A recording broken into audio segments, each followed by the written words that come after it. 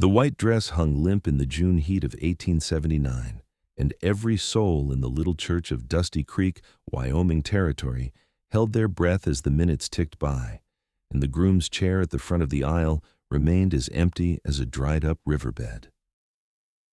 Eleanor Mae Calloway stood at the back of the church with a bouquet of wild columbines pressed between her gloved hands, her knuckles whitening around the stems, her dark eyes moving from the minister's apologetic face to the door, then back again, then to the door once more.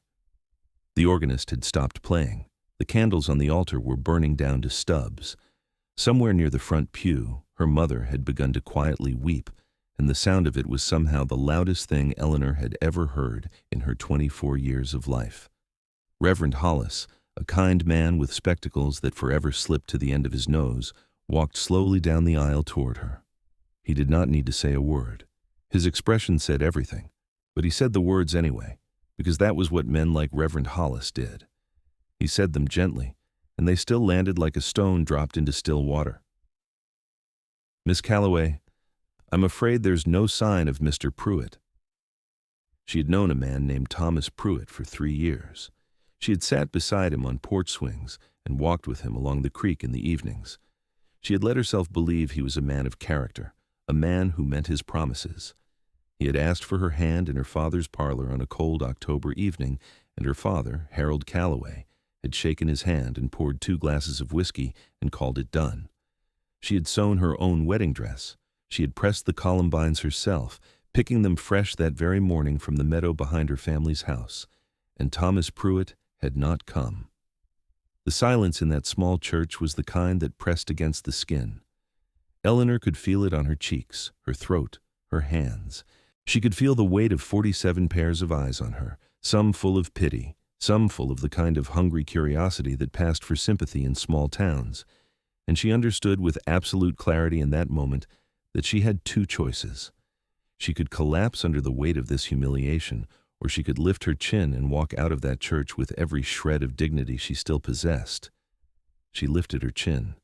She walked up the aisle, not down it, and she walked toward the altar, and every person in that church went very still. Reverend Hollis scrambled after her. "Miss Calloway." "I would like a moment, Reverend," she said, and her voice did not shake. She was proud of that. She set the columbines on the altar beside the half-melted candles. She took off her gloves, 1 finger at a time, and she folded them neatly and set them beside the flowers. Then she turned and faced the congregation, all those neighbors and friends and distant cousins who had driven miles in their wagons to witness what was supposed to be the happiest day of her life. And she said, in a voice that was remarkably steady for a woman whose heart had just been raked over hot coals, "There will be no wedding today, but you are all welcome to eat. My mother spent a week on that food, and it would be a shame to waste it."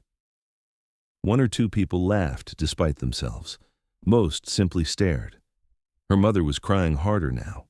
Her father, Harold, had the look of a man who wanted to ride hard and find Thomas Pruitt and do something emphatic about the situation, but he was 61 years old, and the rheumatism in his right knee had been giving him trouble all spring. Eleanor walked to her parents' pew, took her mother's hands in hers, helped her to stand, and then walked her out of the church into the harsh white light of the Wyoming afternoon. She did not cry until she was alone, much later, in the dark of her bedroom, with her face pressed into the pillow so that no one could hear her. Thomas Pruitt, it turned out, had ridden north the night before the wedding. He had taken his horse, his gun, his savings from the bank, and a woman named Flora Danes, who worked at the Silverhorn Saloon 2 towns over. The story came back in pieces over the following days, carried on the tongues of people who could not help themselves. Eleanor heard it in the mercantile. She heard it at the well. She heard it in the gap of silence before people spoke when she entered a room. She bore it the way she bore everything difficult in her life, which was quietly and with her jaw set, and with a fierce and private grief that she allowed herself only in the hours before dawn when the rest of the house slept. During the day, she helped her mother in the kitchen and worked the vegetable garden and mended the fence on the east side of the property that had been leaning for 2 seasons. She did not speak Thomas Pruitt's name, but the town of Dusty Creek was not a forgiving place when it came to the tender topic of an unmarried woman of 24. There were opinions. People shared them freely. Mrs. Hargrove, the mayor's wife, said over tea one Thursday that perhaps Eleanor ought to consider the schoolmaster, a narrow-shouldered man named Elbert who was 42 years old and wore the same brown vest every day of his life. Mrs. Hargrove said it kindly, the way that people offer pity and call it helpfulness. Eleanor smiled and drank her tea and said nothing. Her father, who was a more sensitive man than most people gave him credit for, came to her one evening while she was sitting on the porch, watching the light fade over the mountains to the west. He lowered himself into the chair beside her with the careful movements of a man whose body was beginning to argue with him, and for a while they simply sat together and watched the last of the gold bleed out of the sky. "Your old Uncle Caleb wrote to me," her father said finally. Eleanor looked at him. "He needs someone to help him sort his affairs. He's not well. He's up in the mountains north of here, past the pass. He has a claim up there, and he needs someone with a good head on them to come help him organize things before the winter sets in early." Eleanor studied her father's face. He was not a man who spoke indirectly, as a rule. He was saying something else with these words, and she heard it. "You think I should go?" she said. "I think the mountain air might do you good," he said carefully. "And I think Caleb is genuinely not well, and he would benefit from your company. And I think—" He stopped. He cleared his throat. "I think that this town is not going to let you breathe for a while, Eleanor. People mean well, but they are going to keep talking."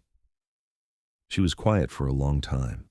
The first stars were appearing above the jagged line of the mountains. "How far up is it?" she asked. 2 days' ride to the pass," he said, "then another day or so up into the high country. I would take you myself, but the knee—" "I can ride alone," she said.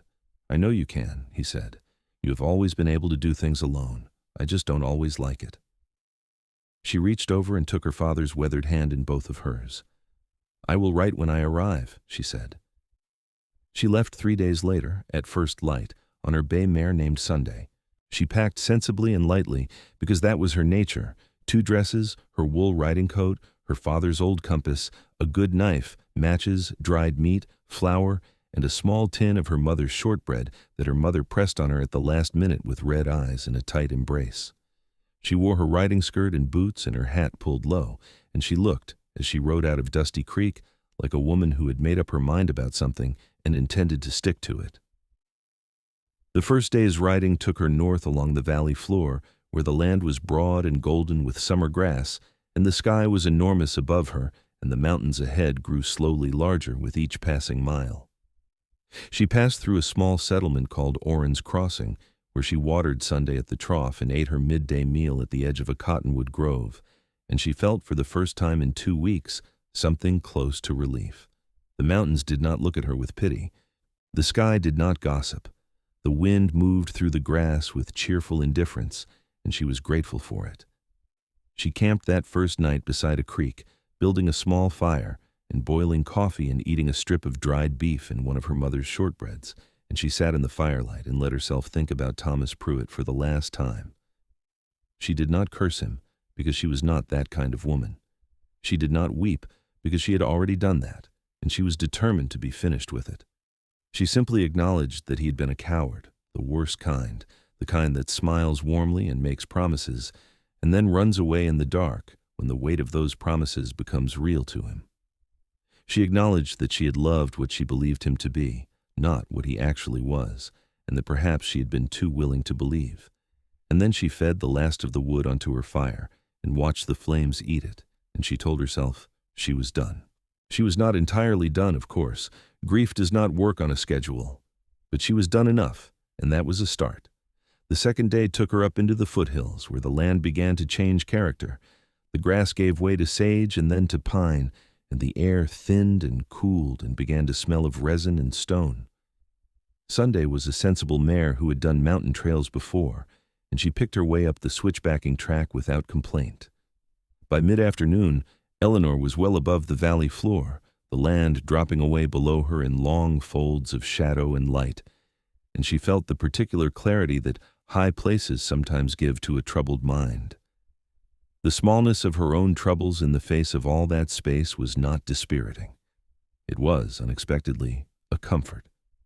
She was navigating a narrow section of the trail where it skirted the edge of a long slope when she heard the shot. It was a single crack, somewhere above and to her left, and Sunday danced sideways and blew hard through her nose. Eleanor steadied her, scanning the pine-covered slope above, her hand on the hilt of the knife she wore at her belt, even though she knew very well that a knife would do nothing at this distance. A figure appeared on the slope above, moving through the trees with the confidence of someone who had no need to wonder whether the ground would hold them. He was coming down the slope directly toward her, carrying a long rifle, and even at distance she could see that he was a large man, broad through the shoulders in a way that suggested not fat, but the kind of solid, layered muscle that comes from years of genuine physical labor. He had a mule deer slung over his shoulders, which explained the shot, and as he came closer she could see that his hair was dark and fell past his jaw, and that he wore it tied back loosely with a strip of rawhide. His face, when he was close enough for her to read it, was the face of a man who spent most of his time outdoors, angular and weathered and set with a pair of dark gray eyes that assessed her in one quick, unhurried sweep. He stopped about 10 yards from her on the slope. "Afternoon," he said. His voice was low and even. "Afternoon," she said. "You're on the wrong trail," he said. It was not an accusation, it was simply an observation. She looked at the track beneath her horse's feet and then at his face. "My uncle lives up near the Coldwater claim," she said. "His name is Caleb Sutter." Something shifted in the man's expression, not warmth exactly, but a kind of recognition. "I know Caleb," he said. "He's another 3 miles up, but not on this trail. This one angles east into the canyon. You'd have ended up at the bottom of a very nice canyon with no way out by nightfall." She absorbed this. "Then I'm grateful for the correction," she said. He came the rest of the way down the slope and set the deer across his mule's back, a large gray animal she had not noticed standing in the trees, patient as a stone. He secured the carcass with a few practiced movements and then looked at her again. "I'll take you up to Caleb's if you want. My place is about a mile past his. I was heading back anyway." She considered him. Out here, alone on a mountain trail, the sensible thing was to accept help from someone who knew the land.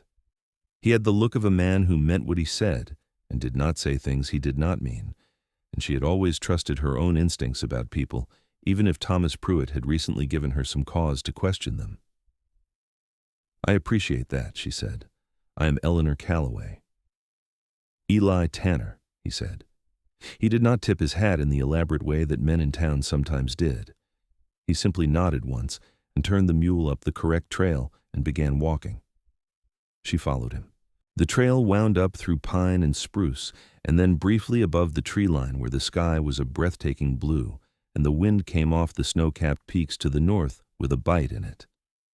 Eli Tanner walked ahead with the mule at a pace that was neither hurried nor slow, and he did not speak much, but when she asked him how long he had been in the mountains, he answered honestly and without preamble.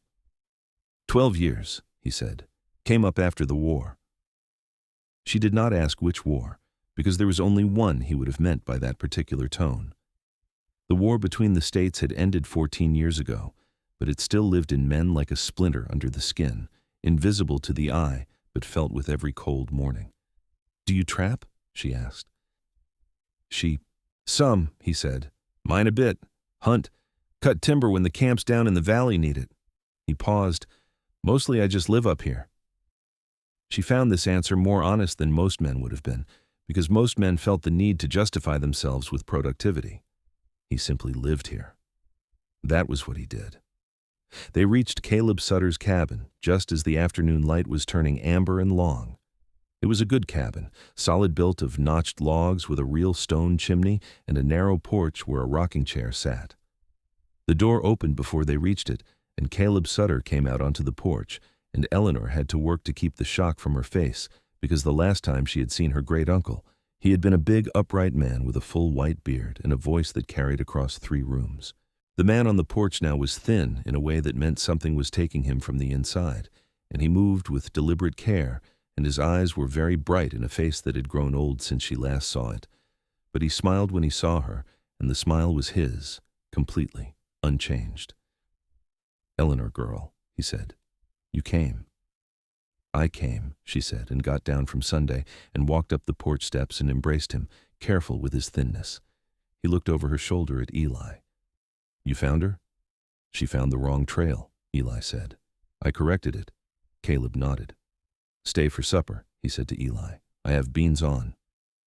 Eli looked as though he might decline, but Caleb gave him a look that suggested declining was not actually an option, and Eli tied the mule to the post at the end of the porch and followed them inside.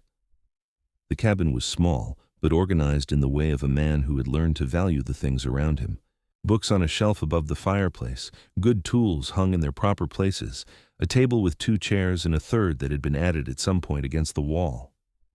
Eleanor unsaddled Sunday and turned her into the small corral beside the cabin, then came inside and helped Caleb with the beans and the cornbread while Eli sat at the table and said little. He had set his rifle by the door when he came in, and without it, and without the deer across his shoulders, he was still a very large man. He filled the chair he sat in. His forearms, resting on the table, were roped with muscle. His hands were the hands of someone who used them hard, scarred across the knuckles, the skin thickened from cold and work. But his eyes, when she glanced at him, were calm and attentive in a way that made her think he noticed more than he said. Over supper, Caleb told her about the claim. He had worked it for 6 years, and it had been modestly profitable, silver rather than gold, and he had accumulated enough that he wanted to put his affairs in good order before the winter came, which he said with the matter-of-fact plainness of a man who has accepted something. Eleanor did not push him on what he meant exactly, but she understood. He wanted someone with a clear head to help him write letters, settle accounts, decide what happened to the cabin and the claim and the tools and the small hoard of silver he kept in a locked box under the floorboards. "You didn't have to say you needed help with your affairs," she told him quietly when Eli had gone out to see to the mule. Caleb looked at her with those bright eyes. "Your father wrote me," he said. "He was worried about you, and I did need help. Both things can be true." She was quiet. "What happened?" he asked. She told him briefly and without decoration. He listened without interrupting or making the expressions people made in town. When she finished, he was quiet for a moment, and then he said, "Thomas Pruitt always had soft hands for a man who claimed to be a rancher. I never did trust soft hands on a man who ought to be working." She laughed despite herself. It was the first time she had laughed, genuinely, since the wedding day. Eli came back in, and if he noticed the changed atmosphere, he did not comment on it. He drank the rest of his coffee, thanked Caleb for the meal, and said good night. He was at the door, hat in hand, when he paused and looked back at Eleanor. His gaze was direct, without calculation. "There's a trail that goes up behind the cabin, northeast," he said.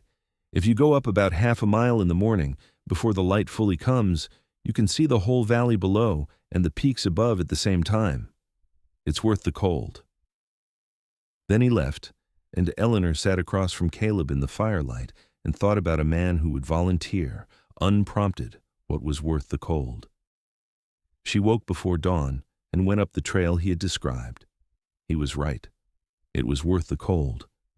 The valley below was still dark and filled with purple shadow, but above the peaks the sky was beginning to go the most extraordinary color, a deep rose bleeding into gold, and the snow on the highest summits caught this light and held it until they seemed to be burning from within, and Eleanor stood in the cold and watched it and felt something inside her, something that had been clenched very tightly since the day she stood at the back of that church, begin very slowly to release its grip. Release. She stayed until the full light came. Then she went back down to help Caleb with his breakfast. The days that followed settled into a rhythm that she had not expected to find comforting.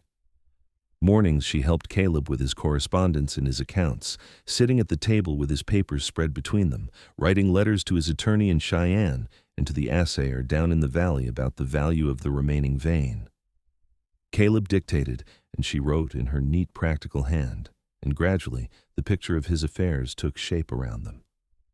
It was not a complicated picture, but it needed attention, and she gave it careful attention because she had always been good at things that required exactness.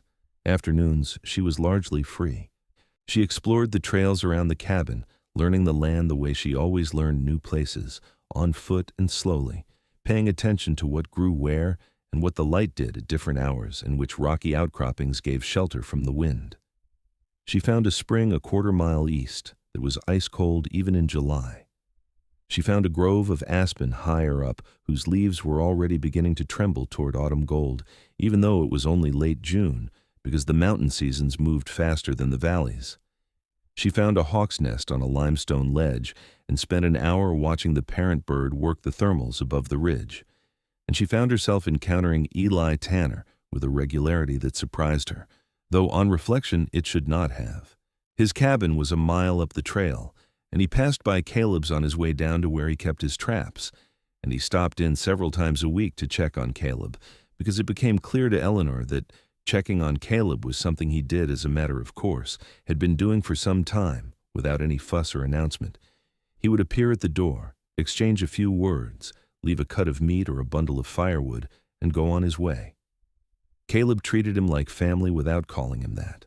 One afternoon in the second week, Eleanor was splitting firewood behind the cabin because the woodpile was running low and Caleb could not do it himself, and she saw no reason to wait for someone else to see the need when she heard someone approaching up the trail. She drove the axe into the block and turned. Eli was coming along the trail with the mule, loaded with timber he had cut.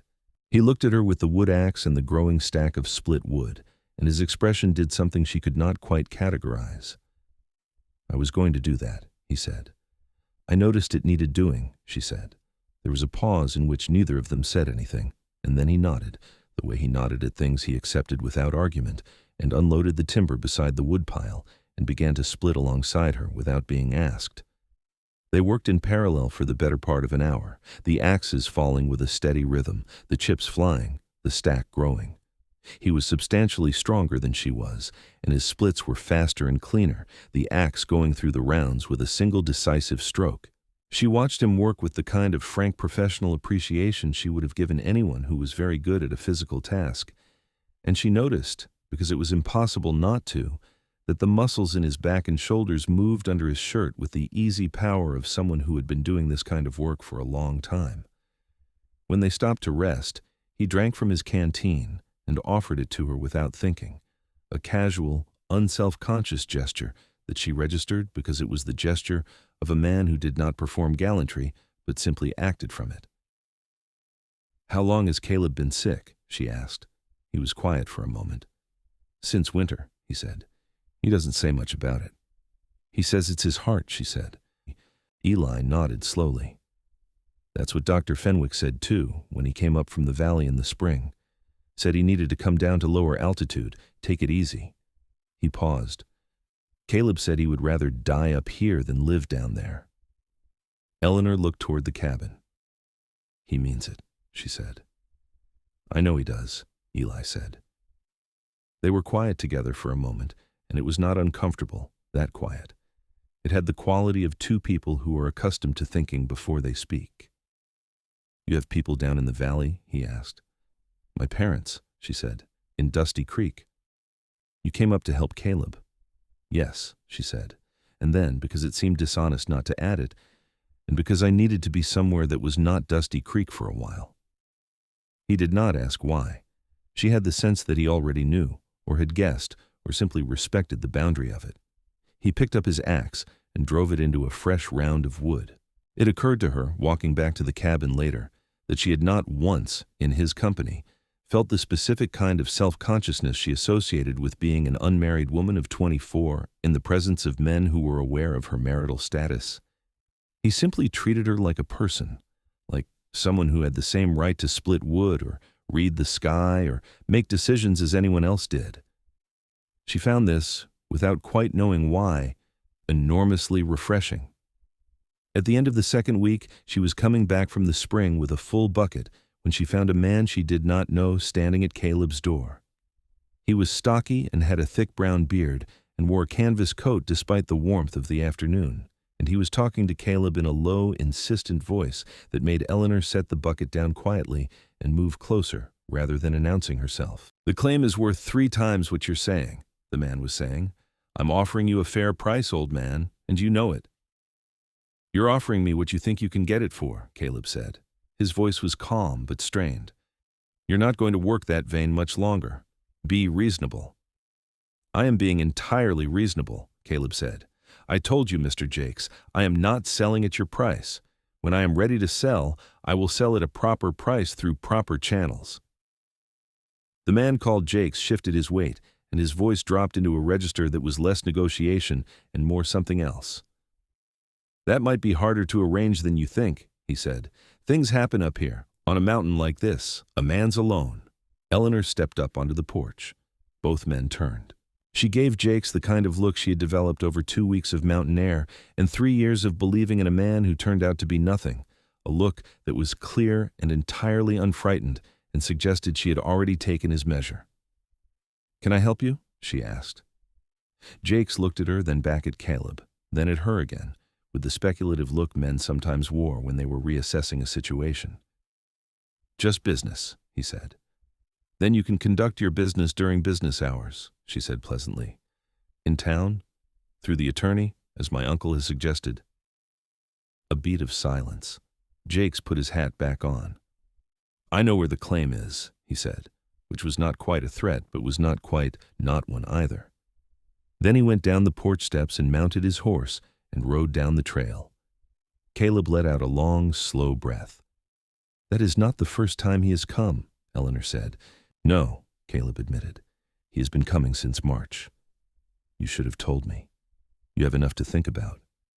"Caleb," she sat down in the other chair and folded her hands in her lap. "Tell me everything." He told her. A man named Roy Jakes had been buying claims up and down the mountain range for the past 2 years, sometimes at reasonable prices and sometimes not. 2 of the miners who had refused to sell had experienced unfortunate accidents. Whether this was coincidence or something else was a question that everyone in the high country had an opinion about, and nobody had been able to prove. "Does Eli know about this?" Eleanor asked. "Eli knows everything that happens on this mountain," Caleb said. She went up to Eli's cabin the next morning. She had not been before. The trail to it was steep, and the cabin itself was set back into the tree line, barely visible until you were nearly on top of it. A deliberate choice, she thought. It was a bigger cabin than Caleb's, built with the same care but over more years, with additions that had grown outward from an original core. There were skins stretching on frames beside it, and a stone smokehouse 10 yards off, and an axe sunk into a stump beside a mountain of split wood that made her own efforts look modest. A large brown dog of no identifiable breed came around the corner of the cabin, examined her with serious eyes, and decided she was acceptable.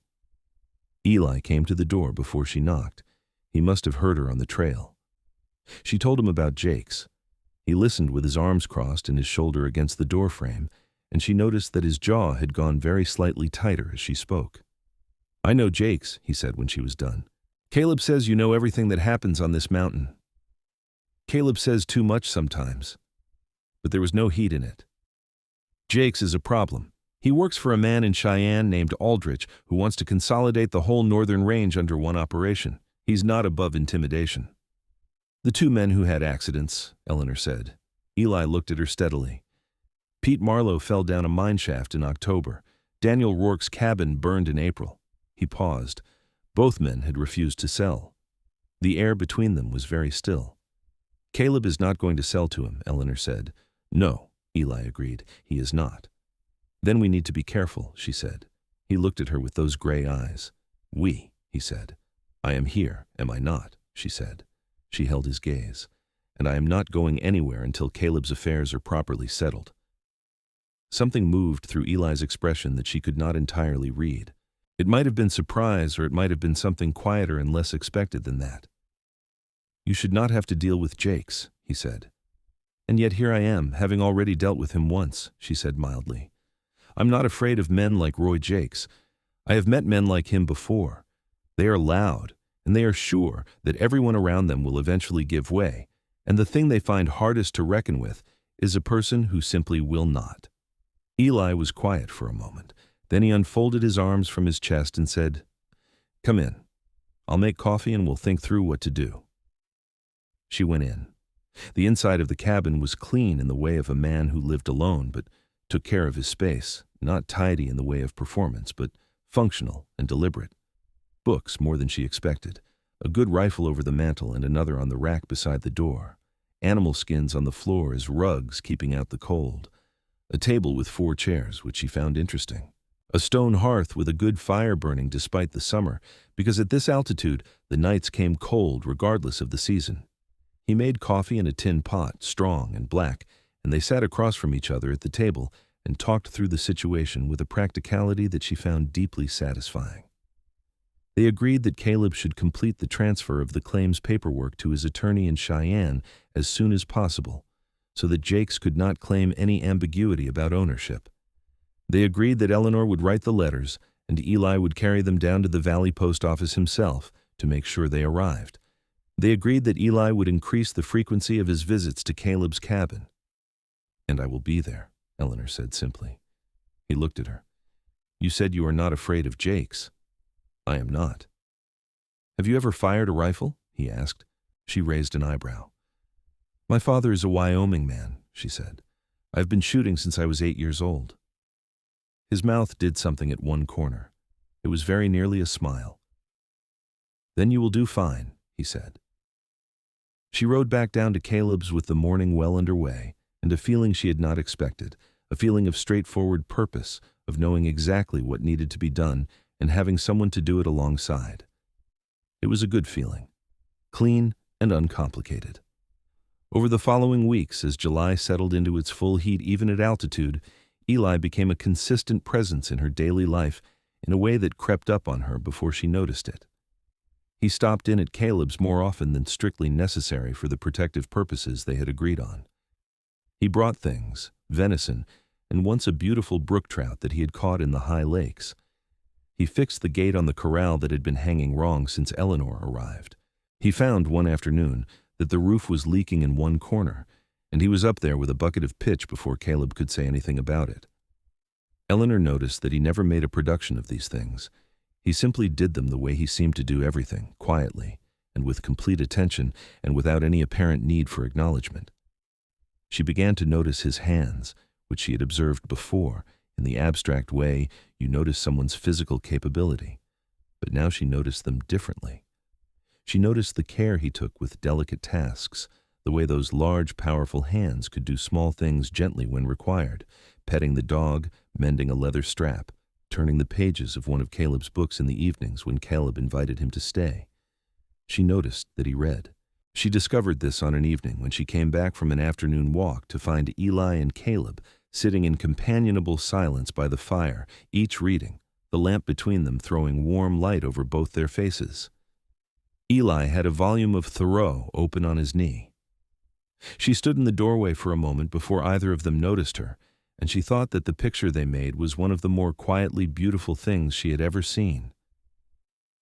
Caleb looked up and smiled. Eli closed the book, not hurriedly, but with the careful attention of a man who respects books. "There is coffee," Caleb said. She poured herself a cup and sat in the third chair that had been added to Caleb's fireside arrangement, she noticed, sometime in the past week, and she thought about the fact that there were now 3 chairs where there had been 2, and she felt something warm and low and tentative begin to develop somewhere in the region of her chest. She was cautious about it. She had reason to be cautious. She had believed in a man before, had looked at his surface and thought she saw the depth beneath it, and had been spectacularly wrong. She was not in a hurry to make that mistake again, but she was also honest enough with herself to acknowledge the difference between Thomas Pruitt and Eli Tanner, which was the difference between a man who performed steadiness and a man who simply was steady. Thomas had been full of charming words and had acted, when tested, without courage. Eli had almost no charming words, and she had never once, in the 2 months she had known him, seen him act without complete and unhurried integrity. She did not tell him any of this. She was not ready for that. But she thought about it while she drank her coffee by the fire, with Caleb dozing in his chair beside her and the wind working quietly against the shuttered windows. It was on a bright Saturday morning in late July that Roy Jakes came back. He came with 2 other men this time, which changed the nature of his visit considerably. Eleanor saw them coming up the trail from the kitchen window, and she was at the door before they reached the porch. Caleb was still at the table with his coffee. She kept the door mostly closed behind her. Jakes tipped his hat. "Miss," he said, "Mr. Sutter here?" "He is not available to you, Mr. Jakes," she said. "I have told you this before." "I'm going to need to speak with him directly," Jakes said. "This is a matter of significant money, ma'am, and I think the old man ought to hear it from my own mouth." "The old man," Eleanor said, with a pleasantness that she packed quite full, "has asked his attorney in Cheyenne to handle all matters related to the claim, and that attorney's contact information has been provided to you. You are welcome to go speak to him directly." Jake smiled. It was not a warm smile. "The thing is," he said, and he took one slow step up toward the porch, "I prefer to handle things at the source." Eleanor did not move from the doorway. "I am the source," she said. The sound of hooves on the trail above made all three men turn. Eli came down the trail on his horse, a big dark roan he did not ride often, and he came down without apparent hurry but with the particular directional intention of a man who has somewhere specific to be. He dismounted at the edge of the yard and walked up to the porch and stood beside Eleanor, and even standing still he seemed to take up more of the air around him than most men did in motion. He looked at Jakes. He looked at the two men with Jakes. He did not say anything. Jakes reset his hat. "Tanner," he said. "Jakes," Eli said. A long moment of nothing, which was in fact a great deal of something, occurred between the two men. "Miss Calloway was explaining that the claims matters are being handled through the attorney in Cheyenne," Eli said. "I think she was very clear." "This doesn't involve you," Jake said. "I think it does," Eli said with perfect calm. "Caleb Sutter is my neighbor. That makes things that concern him my concern." One of the men behind Jakes shifted in his saddle. Eli looked at him briefly, and the man went still. Jakes looked at Eleanor, then at Eli, and there was a calculation happening behind his eyes that was unpleasant to watch, but that had a discernible conclusion. He was not a brave man in any deep sense. He was a man who bullied when the odds were good and backed away when they were not, and the odds here were not what he had expected them to be. "Fine," he said flatly, "through the attorney." He turned his horse, and the two men followed him down the trail. Eleanor watched until they were out of sight, and then she let out a slow breath and became aware that her hands, folded in front of her, had been gripping each other rather hard. Eli looked at her. "You all right?" "Completely," she said, and then, because she wanted to be accurate, "My hands went a little cold." "That's normal," he said. "Has anyone ever told you that you are remarkably calming to have present in a difficult situation?" she asked. His expression did the thing at the corner of his mouth again, that motion that was almost a smile. "Not in those words," he said. Caleb appeared at the door behind her. He had heard everything. He looked at Eli for a long moment, then at Eleanor, then back at Eli, and he had the expression of a man who has arrived at a conclusion but is polite enough not to say it out loud. "Coffee's still hot," he said, and went back inside. That evening, after Caleb had gone to bed early, as he'd been doing more often, Eleanor and Eli sat on the porch in the chairs they had moved outside to take advantage of the last of the warm summer light. The mountains to the west were going bronze, and the sky above the peaks was a deep, immense blue, and the stars were beginning to appear one by one in the east. "Do you think he will come back?" she asked. "Jakes? Probably not himself," Eli said. "He's not interested in a fair fight. He'll try something else." He was quiet for a moment. "But the paperwork being with the attorney changes things considerably. It's harder to pressure a man in Cheyenne than a sick man alone on a mountain." "Caleb is not alone," Eleanor said. He looked at her. The fading light was on his face, and in it his features were less sharp, the tiredness she sometimes saw there and the lines around his eyes more visible. He was, she realized, not as young as she had first thought, or not as old. He was somewhere in his early to mid-30s, a man who had put considerable life into those years, and the life had left marks that she found she did not mind at all. "How long do you plan to stay?" he asked. She'd been thinking about this. "Until his affairs are properly settled," she said. "Until I know he is safe and the claim is transferred correctly." She paused. "Through the autumn, probably." He nodded. He was looking at the mountains. "Do you ever go down?" she asked. "To the valley?" "When I need to," he said. "For supplies, mostly. I don't like it much down there." "You don't like towns," she said. It was not quite a question. "I like people fine," he said. I just don't always like what happens to people in towns." He paused, as though deciding something, and then said, "There's too much pressure in a town for people to be things they're not. Up here you don't have that. You are what you are, because the mountain doesn't care what you pretend to be." She sat with that for a moment. It was a more complex observation than it might have appeared, and she turned it over thoughtfully. "I think that is true," she said, "and I think I understand it more now than I would have a year ago." He looked at her, and there was a question in his eyes that he did not ask. She answered it anyway, because the mountain air was on her face, and the stars were coming out above them, and she felt for the first time in a long time like herself, completely and without apology. "I was going to be married in June," she said. "The man I was to marry did not come to the church. He left the night before with someone else and did not tell me." She said it plainly, without performance. "I stood in the church in my dress, and the minister told me in front of everyone who had come." Eli was very still. "I am telling you this not for sympathy," she said, "because I have had enough sympathy to last me a considerable time, and it is not what I need. I am telling you because you said people up here are what they are, and this is something about what I am. I am a woman who loved the wrong man, and who has spent 3 months in the mountains learning how to be herself again." She looked at the first stars. "And I think the mountains have been very helpful in that regard." Eli said nothing for a long moment.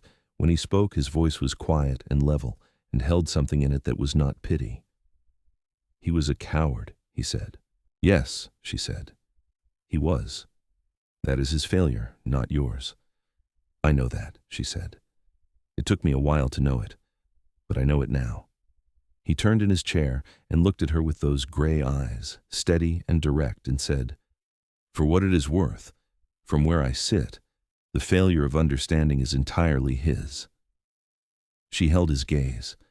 Something shifted between them, quietly and without announcement, like a door that had been slightly open, moving, by some undetectable current, to fully open. "Thank you," she said. They sat on the porch until the stars were fully out, and the mountains were black shapes against a sky full of light, and they talked, for the first time, about things that were not Caleb or Jake's or the claim. He told her about coming up to the mountains at 22 after the war ended, young and full of a bleak restlessness he did not know what else to do with, and finding, gradually, over years, that the mountains had something to offer him that was not noise. He told her about his family, a mother and younger sister back in Missouri he still wrote to, a father long dead. He told her about the winter of 1871, when the snow was so deep that he had been effectively sealed in his cabin for 6 weeks, and had read every book he owned twice, and then started writing in the margins. She laughed at this. "What did you write?" "Arguments," he said. "With the authors. I disagreed with Thoreau about several things." "Who won?" she asked. "I think we arrived at an understanding," he said, and this time the corner of his mouth went all the way and became an actual full smile, and Eleanor felt the warmth in her chest expand considerably. She told him about Dusty Creek, her father's dry goods store, her mother's extraordinary garden. She told him about learning to read from an old schoolteacher named Miss Ferris, who had died when Eleanor was 12, but who had given her, in 4 years of lessons, the specific gift of loving language. She told him about wanting once to go east to study, and how this had not worked out for practical reasons, and how she had made her peace with it, but still kept the wanting somewhere, stored like something valuable in a small, dark place. He listened to all of it with complete attention. When she finally went inside to sleep, the fire had burned low in the cabin, and Caleb was snoring gently in his bedroom, and she lay in the narrow bed in the small room off the main space, and looked at the dark ceiling with wide eyes and a heart that was doing something complicated and new. She was careful. She reminded herself to be careful, but she also thought that carefulness and feeling were not necessarily opposed, and that perhaps the point was not to stop feeling things, but to feel them clearly and honestly, to see what they actually were rather than what you needed them to be. What she felt for Eli Tanner, honestly and clearly, was something she had not felt before, which was itself a kind of information. With Thomas Pruitt, she had felt excitement and a desire to believe. With Eli, she felt something steadier and more real, a kind of recognition, as though something in her that knew things had been paying attention for 2 months and had arrived at a quiet and certain conclusion. She was careful still, but she was not frightened. August arrived and brought with it the last full heat of the mountain summer, days of brilliant dry air and nights that were already beginning to go cold and clear. Caleb had good days and less good days, and on the less good days he stayed in bed, and Eleanor sat beside him and read aloud from whatever he wanted, which was sometimes the Bible and sometimes a battered collection of Robert Burns that he had carried up the mountain 12 years ago, and which fell open automatically to the same worn pages. On a good day in the first week of August, Caleb took her outside and showed her where he had buried a small tin box at the base of the oldest pine on the property, and told her it contained a letter for his attorney and a small amount of money he wanted Eleanor to have for herself. She protested, and he waved this away with the authority of a man who had already decided. "I have no children," he said, "and your father is the nearest thing to a son I've had. So." She hugged him carefully, and he patted her back with his thin hands, and they stood for a moment in the warm mountain light. "He's a good man, Eli," Caleb said, which had nothing to do with the tin box, but everything to do with something else. "Yes," Eleanor said, "he is." "He doesn't talk much about himself," Caleb said, "but he's been up here 12 years and I've never known him to do a dishonest thing. He's helped me 3 times when I was in genuine trouble and never once asked for anything in return." He paused. "A man can tell you a great deal about himself through his habits." "I know," Eleanor said. "He looks at you like you matter," Caleb said, with the directness of an old man who has decided that he has no time left for circumlocution. Eleanor looked at her uncle. His eyes were bright and knowing. "How does he look at me?" she asked, because she wanted to hear the answer from someone who had been watching more objectively than she had. Caleb thought about it. "Like he's surprised," he said, "and like he's glad to be surprised." She thought about this for the rest of the day. It was a week later when she and Eli rode up to the high lake together. He had mentioned it twice in passing, a lake at 10,000 feet with water so clear you could see the bottom in 20 feet, and she had said she wanted to see it. And so on a brilliant Thursday morning, they rode up through the timber, and then above it onto the open rock and tundra of the high country. And the lake was exactly what he had said, a perfect blue oval held in a bowl of ancient stone, so still and clear it reflected the sky above it like a second sky looking upward. She stood at the edge of it for a long time without speaking. He stood beside her. "I have been a lot of places," she said finally, "and I have never seen anything like this." "No," he agreed. "There's nothing else like it." She looked at him. He was looking at the lake, and the light off the water was doing something to his face, catching in his gray eyes and making them lighter, and his hair was loose around his jaw because the rawhide had come undone on the ride up, and he had not bothered to retie it. And he was, she thought, with a simplicity that felt like honesty, the most genuinely handsome man she had ever seen. Not handsome in the way Thomas Pruitt had been handsome, which was a studied surface-level handsomeness. Handsome in the way that things that are fully themselves are handsome, a hawk or a mountain or a piece of good stone. He caught her looking. She did not look away because she was done with being careful in that particular way. Something moved through his expression, a kind of recognition, and then a kind of careful hope. And then he said, very quietly, "Eleanor?" "Yes," she said, which was both an answer to his saying her name and an answer to the question he had not yet asked. He reached out and tucked a strand of hair back from her face, his hand gentle with the same deliberate gentleness she had noticed in the small tasks, and then he kissed her. It was not a tentative kiss. It was the kiss of a man who, when he finally decides to do something, does it fully and without reservation. And she had her hands against his chest, against the warmth of him through his shirt, and she kissed him back with the same completeness, and above them the sky was vast and blue and absolutely still. When they drew apart, she kept her hands where they were and looked up at him. "I have been careful," she said. "I know," he said. "So have I. I think," she started, and then stopped, because she wanted to say it right. "I think I want to be very honest with you about everything I feel, because I have learned that honesty at the beginning saves a great deal of pain later." "I think that's wise," he said. His hands were at her waist, warm and steady. "I think I have been falling in love with you for 2 months," she said. "And I wanted you to know that I am saying this clearly and with both eyes open, and not because I am lonely or hurt and reaching for something close. I am saying it because it is simply true." He looked at her for a long moment, and there was so much in his face that she did not think he was often asked to express. And then he said, "I have been alone on this mountain for a long time. Not unhappily, mostly. But I have been alone." He paused. "The first morning you came up the trail to watch the sunrise, the one I told you about, I watched you come back down the trail after, and I thought, that is a woman who goes to things for the right reasons." He stopped again, working through words that were not his usual mode but that he was choosing with great care. "I have thought about you every day since you came here, not in a way I could keep from, in a way that felt like something I had been waiting to feel for a long time without knowing I was waiting." She was smiling, and her eyes were full, and she did not try to stop either. "We should probably go back down," she said. "Caleb will wonder." "Caleb will know exactly where we are and why we're late," Eli said, and the smile was fully on his face now, unconstrained, and it changed his whole face in a way she found overwhelmingly good. They rode back down through the late afternoon light, and somewhere in the trees above Caleb's cabin, he reached across from his horse to hers and took her hand briefly, just for a moment, and then let it go. And it was such a simple thing, and it meant everything. Caleb was sitting in his rocking chair on the porch when they arrived, wrapped in a blanket despite the warmth, his eyes very bright. He looked at them.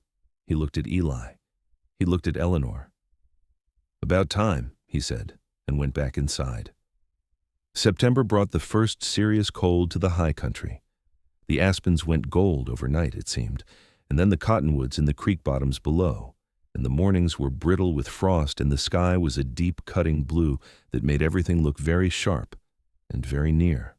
Eleanor had written to her parents in August that she was extending her stay, and her mother had written back with a great many questions packed into very few sentences, and Eleanor had answered them honestly, which had produced a letter of considerable warmth and some very obvious delight. Her father wrote one line on the subject of Eli Tanner at the bottom of a letter that was mostly about the East Fence and the state of the dry goods business. "Your mother tells me there is a mountain man. If he is good to you, then I am content." Eleanor read this sitting at Caleb's table and felt the specific tenderness of being known by someone who does not make a show of knowing you. Eli had not been content with simply visiting more often. He had, in the way of a practical man who has identified a situation that requires a practical response, begun spending more time at Caleb's cabin, arriving in the mornings and often still there at supper time. He did not make any declaration about this. He simply appeared, with firewood or fresh meat or a tool for a thing that needed fixing, and stayed. Caleb seemed to find this entirely natural, which was itself a kind of blessing. Between Eli and Eleanor there was now something understood but not yet fully named. They were not tentative with each other the way new sweethearts sometimes are, with the exaggerated carefulness of people afraid to break something fragile. What was between them felt solid rather than fragile, built not from a single passionate moment, but from 2 months of working alongside each other and talking honestly and seeing each other clearly in the specific light that difficult circumstances provide. They did not pretend to each other. It was a profound relief. He kissed her again on an evening in mid-September when they were walking back from checking on the horses together, the mountains going rows above them in the last light, and this time it was she who reached for him, and he met her without hesitation, pulling her close with the easy sureness of a man who had already decided that this was where he intended to be. And she felt in the circle of his arms a safety that was not the safety of being sheltered from the world, but the safety of being with someone whose character she trusted completely, which is an entirely different and more durable thing. He was not a man of easy words. He said things when he had something to say, and was silent when he did not, and she had come to love both the words and the silences equally. But sometimes in the evenings when they sat by the fire after Caleb had gone to bed, and the wind was pulling at the eaves, and the fire was warm, and they were reading or talking quietly, or sometimes simply sitting, he would look at her with those gray eyes, and she would know, with a certainty that asked for nothing else, that this was a man who meant her nothing but good for the rest of his life. Roy Jakes made one more appearance in the third week of September. He did not come himself this time. He sent a man, a lean, angular individual with cold eyes, who introduced himself only as Crane, who arrived at Caleb's door with a written offer that was substantially higher than previous offers, and a statement that this was the final one. Eleanor took the paper, read it carefully, said that all such communications should be directed to the attorney in Cheyenne, and closed the door. She heard Crane's horse on the trail for a long time after. Eli was furious in the contained, quiet way that was more alarming than shouting. He paced the small cabin twice, and then stopped and stood with his back to the window. "He is trying to make a deadline out of the winter," he said. "He knows Caleb can't work the claim through the winter months, and he thinks the pressure of the season will make him give way." "Then he does not know Caleb," Eleanor said. "And he clearly does not know you," Eli said, and there was something in his voice that was partly exasperation and partly a pride he was not bothering to conceal. "The attorney's letter will arrive next week," Eleanor said. "Once the claim transfer is recorded in Cheyenne, Jakes has no leverage." She had, with Caleb's blessing and the attorney's guidance by correspondence, been in the process of transferring the claim into a properly documented trust with explicit succession provisions. It was not a simple process, but it was the right one. "Until then, we wait, and we are careful." "We are careful," Eli agreed. He looked at her across the small cabin, and the fire was between them, and she thought that the tableau they made, the two of them steady and resolved on either side of the warm light, was something she would carry for a long time. Crane did not come back. 2 weeks later, a letter arrived from the attorney confirming that the claim transfer had been recorded. Caleb held the letter in his thin hands and read it twice, and then folded it very neatly and placed it inside the cover of his Robert Burns collection, and he looked at Eleanor with eyes that were bright, not with fever, but with something else, and he said, "Well, that's done." "That's done," she confirmed. He was quiet for a moment. "I think I will write to your father," he said. "It has been too long." She put her arms around him carefully. He was thinner than when she had arrived, and the good days were fewer than the less good days now, but he was comfortable, and his mind was clear, and he was in the place he had chosen to be, and she thought that for a man like Caleb Sutter, this mattered more than most people could understand. October brought snow to the high peaks and then to the high country itself, and the first flurries came down to the cabin elevation on a gray afternoon that smelled of ice and pine and made Sunday dance in the corral and blow excited breath into the cold air. Eleanor stood on the porch in her wool coat and watched the first snow come down through the trees, and felt a completeness in the moment that was hard to articulate. She was a woman who had come up a mountain to escape a grief and had found instead, without looking for it, the specific combination of purpose and place and person that makes a life feel like itself. She heard Eli on the trail and turned. He was coming down from his cabin with a load of firewood, his breath misting in the cold, his hair damp with snowflakes at the edges, his dark coat covered in a light dusting of white. He looked up and saw her on the porch and stopped. They looked at each other across the yard in the falling snow. "First snow," she said. "First snow," he agreed. He came up with the firewood, and they stacked it together in the wood shelter beside the cabin, working in the gentle gray light with the snow coming down quietly around them, and when they were done, he turned to her with snowflakes melting in his dark hair and said, "I need to say something to you." She turned to face him fully. The snow was very quiet. "I have been thinking about this since August," he said, "and I want to say it right, so I'm going to take a moment." He was not a nervous man, but he was serious in the way he always was when something mattered. "I have been alone up here for a long time, and I made my peace with that a while ago. I told myself the mountain was enough. And it was enough, mostly." He looked at her directly. "And then you came up the wrong trail, and I took you to your uncle's cabin. And somewhere in the 2 months since then, I have understood that the mountain being enough was always a story I was telling myself, because I did not have anything to compare it to." The snow fell very gently around them. "I love you, Eleanor," he said. It was not dramatic. It was simply true, and it was said with the particular weight of a man who does not say things he does not mean. "And I want you to know that, and I want you to know that I am asking you nothing right now. I am only telling you." She stepped forward and put her hand against his jaw, cold from the mountain air, and he covered her hand with his. "I love you," she said. "I have been sure of it for longer than I have known how to say it." He turned his head and pressed his lips to her palm. They stood in the first snow of the mountain winter, and the pines held the snow gently above them, and the world was very quiet and very white and very good. Caleb died on a Tuesday in late October, quietly, in his sleep, with the mountains outside his window and Robert Burns on the nightstand beside him. Eleanor had gone to him the night before and read to him by lamplight, and he had smiled and told her that she read better than anyone he had ever known, and she had kissed his forehead and told him to sleep, and he had. She sat with him for a long time in the morning before she went for Eli. Eli came immediately when she found him on the trail, and he was with her through all of it, the grief of it and the practical necessities of it, steady and present in the particular way that was his most essential quality. He helped her write the letters to her family and to the attorney. He helped her with the arrangements that needed to be made, because at high altitude in late October, there were considerations that the valley did not have. He sat with her that evening after everything that needed doing had been done, by the fire in Caleb's cabin, and she wept for her uncle, for the bright-eyed old man who had wanted to die where he lived, and Eli held her and said nothing and let her cry, which was exactly the right thing. Her father came up 2 weeks later, his knee strapped and his face tight with the ride, but his eyes warm and purposeful.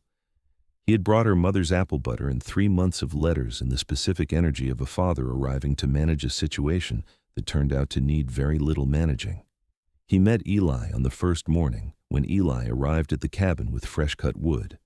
Harold Calloway was not a tall man, but he was a deliberate one, and he looked at Eli Tanner with the unblinking assessment of a man who has spent 30 years judging the character of the people who walked through his door. Eli held the look without performance and without aggression, simply standing in his own skin, and after a moment, Harold nodded with the air of a man who has established something satisfactory.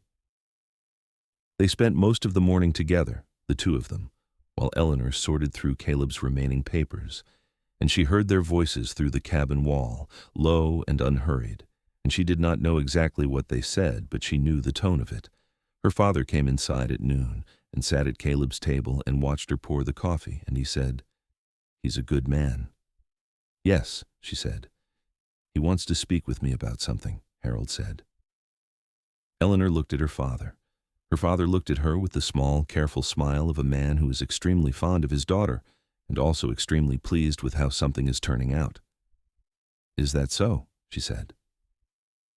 That afternoon, while Eleanor walked to the spring, Eli spoke with Harold Calloway. She did not know exactly what was said, but she came back to find the two men sitting on the porch with tin cups of coffee and a conversation that had the relaxed, concluded quality of something that has been settled to everyone's satisfaction. Eli stood up when she came into the yard. He came down the porch steps and walked toward her, and behind him she could see her father studiously looking at the mountains. "I asked your father if I might ask you to marry me," Eli said. "He said that was entirely my business to manage, and yours to answer." She looked at him in the thin autumn mountain light, his dark hair pushed back from his face, his gray eyes steady as the stone behind him, all that quiet strength in every line of him.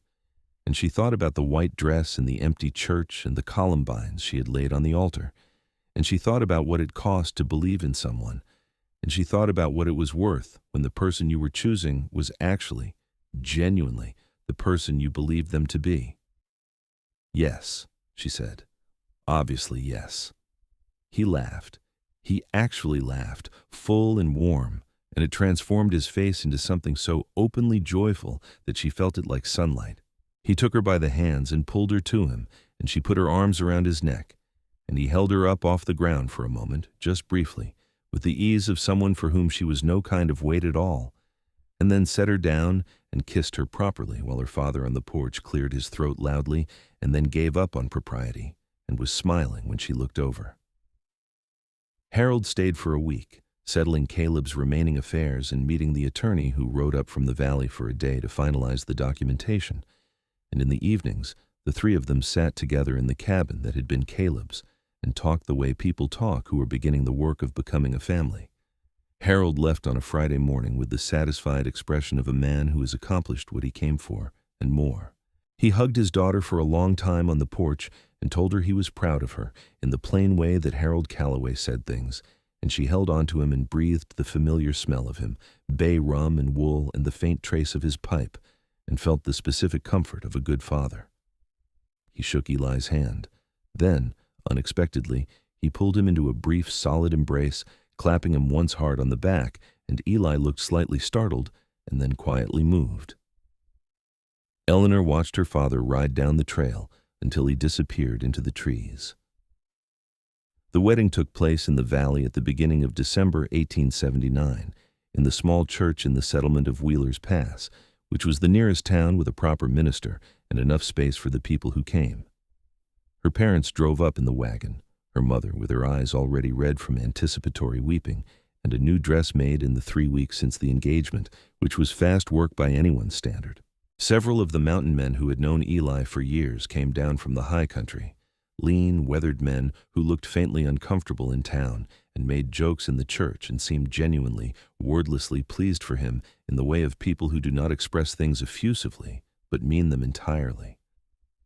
Eleanor wore her mother's wedding dress, altered at the bodice to fit her, with her dark hair pinned up and small white pine sprigs tucked in among the pins, and she walked down the aisle on her father's arm and felt, in the most powerful and wholehearted way she had ever felt anything, that she was walking toward the right thing. Eli was waiting at the altar. He was wearing his best shirt, which was dark blue and clean and pressed, and his hair was pulled back neatly, and he had shaved that morning. She could see, though the strong line of his jaw was already beginning to shadow.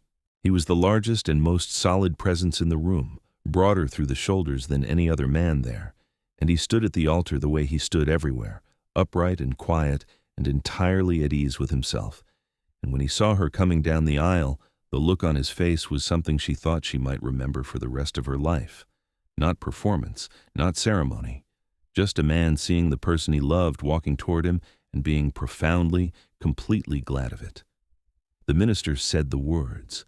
They said their vows. His voice was even and certain, and he held her hands in both of his and said the words like he understood exactly what they weighed and was lifting them willingly.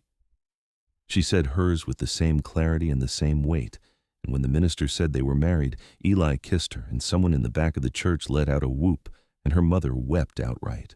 They ate and danced that evening in the church hall, because the women of Wheeler's Pass had produced a table of food that defied the modest size of the settlement, and someone had brought a fiddle, and someone else had a guitar, and the music was lively and not entirely melodious, but full of genuine feeling, and Eleanor danced with her husband and felt the full, particular joy of a woman who has come through something difficult and arrived somewhere real. She danced with her father, too, and he held her by both hands and looked at her face with great attention, the way he had when she was small, and he was making sure she was all right, and he nodded once, satisfied with what he saw. They spent the night in the inn in Wheeler's Pass and rode back up to the mountain the next morning through a world that was white and still, the pine trees loaded with new snow, the sky an absolute clear blue.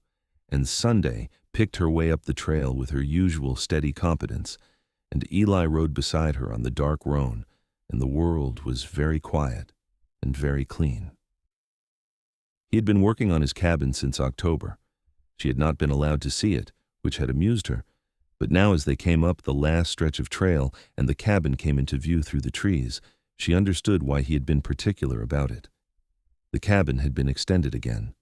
A new room had been added on the south side, timber-walled and well-chinked against the mountain cold, with a window he had fitted with real glass brought up from the valley, and beside the window a built-in shelf that ran the full length of the wall. He had built her a shelf for books. She stood in the doorway of the new room and looked at the shelf and said nothing for a moment. "There's not enough on it yet," he said, slightly self-conscious in the way he was only on the rare occasions when he had done something intended to please. She turned and looked at him. "It's the most beautiful room I've ever been in," she said. He looked at her steadily for a moment. "I'll fill the shelves," he said, "every time I go to the valley." She crossed the room and took his face in her hands and kissed him in the doorway of their home in the mountain winter light, and he held her close, and she felt the warmth of him and the steadiness of him and the absolute sureness of being in the right place. The winter of 1879 to 1880 was a deep one, which the old-timers had predicted from the early signs. The snow came down hard through December and January, and the trails were deep, and the passes closed for weeks at a time. And Eleanor and Eli were largely sealed in together in the high country with their firewood and their stores and the animals and the books on the new shelf. And she discovered that being sealed in with the right person was entirely different from being sealed in alone. She had brought her own books up, and they had acquired more from the valley before the passes closed, and on the long winter evenings they read and talked and argued pleasantly about the things they had read and played cards and told each other, in the unbroken time that winter gives you, the stories of their lives that you cannot get to quickly. She learned that he had fought at Shiloh and Cold Harbor and had come out of it with wounds that had healed on the outside, and something on the inside that the mountain had mostly healed too, but that had taken years. She told him about the particular loneliness of being a capable woman in a small town that kept trying to find the right shelf for her. He told her about his first winter up here, alone at 22 and genuinely afraid, not of anything specific, but of the immensity of the silence, and how the silence had become, over years, his preferred state. She told him about her great love of mathematics, which people always found unexpected, and how she had kept Caleb's accounts with more satisfaction than she had admitted to anyone.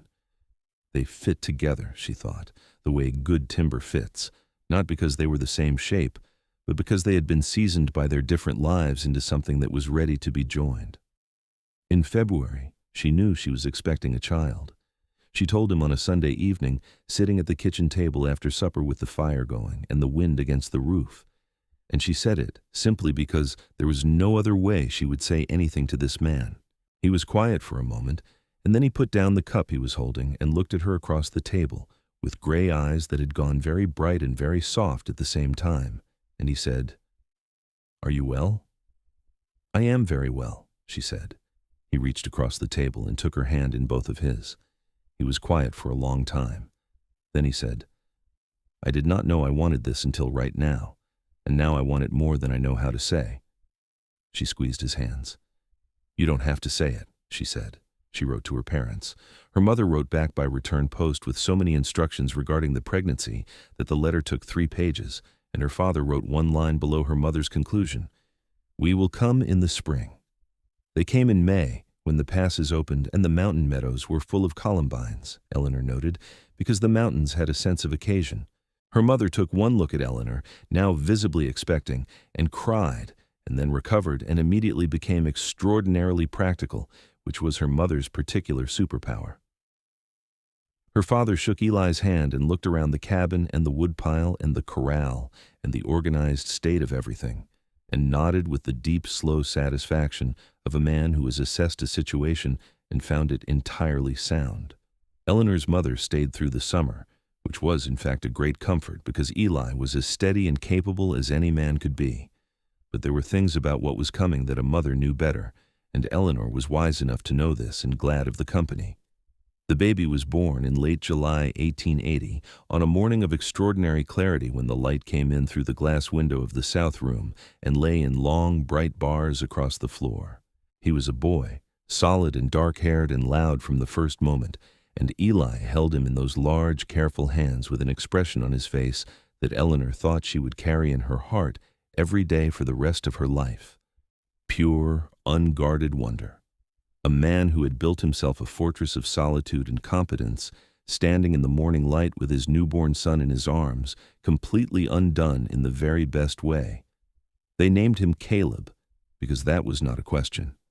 Eli wrote to his mother and sister in Missouri, and the letter that came back was long and full of joy, and a tentative, hopeful suggestion that perhaps his sister might come west for a visit, to which Eli wrote back with an immediacy that made Eleanor smile, because it was the fastest she had ever seen him write anything.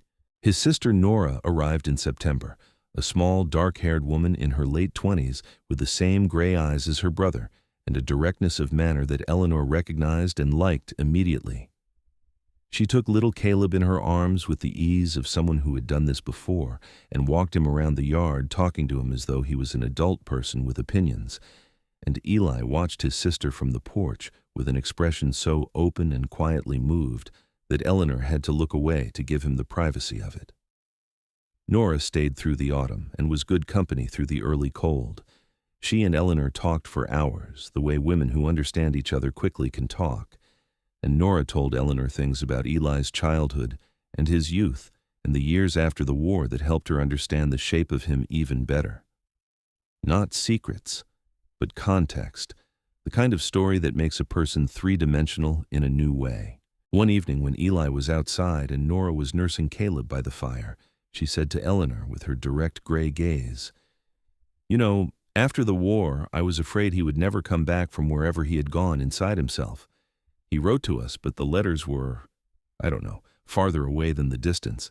And then this past year his letters changed." She looked at Eleanor. "The change was you." Eleanor was quiet for a moment. "The change was him," she said. "He did the work. I just came up the wrong trail." Nora laughed, and Caleb woke at the sound of it and blinked at them both with enormous, curious, dark eyes. Nora went back to Missouri in November with a long list of things Eleanor had sent with her and a promise to return in the spring, and a letter for Eli's mother that Eleanor had written, introducing herself properly, because she believed in the formality of doing things right. The letter that came back from Missouri was warm and careful and signed, "Your mother now too, if you will have me." Eleanor read it twice and put it in the book of Burns on Caleb's shelf, because some things deserved to be kept near poetry. Roy Jakes, as it happened, was indicted in Cheyenne in the spring of 1881, along with the man named Aldrich he had worked for, on charges related to the acquisition of mining claims through coercion and intimidation. The case took some time to work through the territorial courts, because things in Wyoming territory always took some time, but the outcome was eventually a conviction and a fine substantial enough to dissolve Aldrich's operation entirely. Eleanor read the notice in the newspaper her father sent up with his spring letter, and she set it on the table and said nothing particular about it because it did not require comment. Some things simply resolve correctly in their own time. Thomas Pruitt was not a thing she thought about often, but when she did, it was with a calm that had replaced the grief entirely. He had done her, in his cowardice, an inadvertent favor. She was clear-eyed enough to see that the life she would have had with Thomas in Dusty Creek, performing the role of a properly settled woman in a small town, would have been a life she wore rather than lived. What she had instead was something she had chosen with full knowledge, something that asked of her everything she actually was and wanted every bit of it. She was grateful for the mountains, and for Caleb, and for the wrong trail, and for the particular grace of second chances that come not from luck, but from paying attention. In the spring of 1882, she was expecting again, and this time, Eli received the news with the settled warmth of a man who has grown accustomed to good fortune without taking it less seriously. He was up on the cabin roof repairing the winter damage when she told him, and he came down the ladder in 3 steps and stood before her and said, very quietly, "Good," and kissed her, and she laughed into his shoulder. This baby was a girl, born in October with dark red hair that neither of her parents could account for, and a temper to match it from the first week. They named her May for Eleanor's mother's middle name, and from the first day, little Caleb, now 2 years old and extremely opinionated, treated her with a serious and proprietary affection that made both his parents unreasonably proud. Eleanor's mother declared May's red hair a gift from Providence, and her temperament a trait from Harold's side of the family, which Harold did not contest.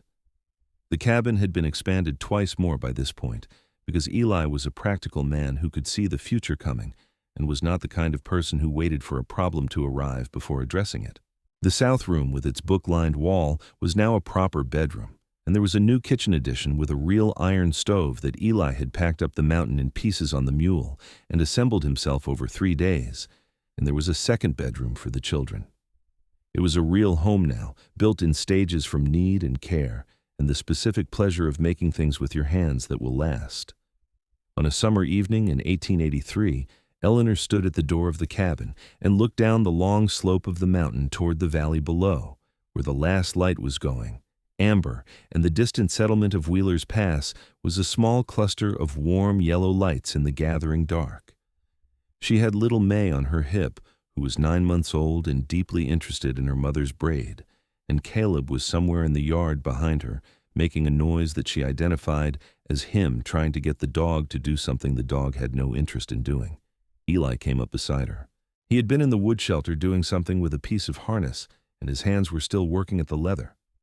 He stood behind her and looked over her shoulder at the view below, and she leaned back against him, the warmth of him against her back, his chin above her head. "I want to tell you something," she said. "Tell me," he said. "I'm the happiest I have ever been in my life," she said. She said it plainly, in the way that she had learned was the right way to say important things without decoration or apology. "I want you to know that. Not in a moment like this, which is easy to say in a good moment. I mean it as a general statement of fact about my life." He was quiet for a moment, his arms coming around her, May reaching out a curious hand toward his. "So am I," he said. "If I had known at 22 that this was where I was going." He stopped. "I would have had a better winter of it." She laughed. May laughed at the laugh. Caleb, in the yard behind them, called out that the dog had finally complied with whatever he had been asking. The mountains above them were going the color they went in the evenings, rose and gold, and the snow on the highest peaks was catching the last of the sun and burning with the cold, distant fire she had seen on her very first morning here, before she had understood anything about what this place would give her. She thought about the white dress, the empty church, the columbines on the altar. She thought about riding out of Dusty Creek alone in the early morning with her jaw set, believing she was heading toward refuge and not knowing she was heading toward a life. She thought about the wrong trail and the shot in the trees and a large man coming down a steep slope with a deer across his shoulders and those steady gray eyes. Some things that look like endings are not endings at all. Some things that feel like the worst thing that has ever happened are, from a sufficient distance, and with the right person beside you, only the path from one place to another. She turned in Eli's arms and looked up at him in the evening light, her daughter between them, the sound of her son in the yard and the dog barking and the mountain wind in the pines above. And she thought that she would not trade this moment, this life, this man, for anything that had ever been offered to her, and that she was finished being careful about saying so. "I love you," she said. He looked at her with those gray eyes, steady as ever, warm in the way that she had come to think of as the truest warmth she had ever known. "I love you," he said. From the yard, Caleb shouted that he was hungry. Eli raised an eyebrow. Eleanor raised one back. They went inside together, into the warm and lighted room, the smell of the supper she had left on the stove, and the books on the shelves and the good solid walls that her husband had built against the mountain winters. And behind them, the door closed on the evening and the vast and patient mountains and the sky full of stars coming on one by one. And the life they had made together on this mountain was full and whole and entirely their own.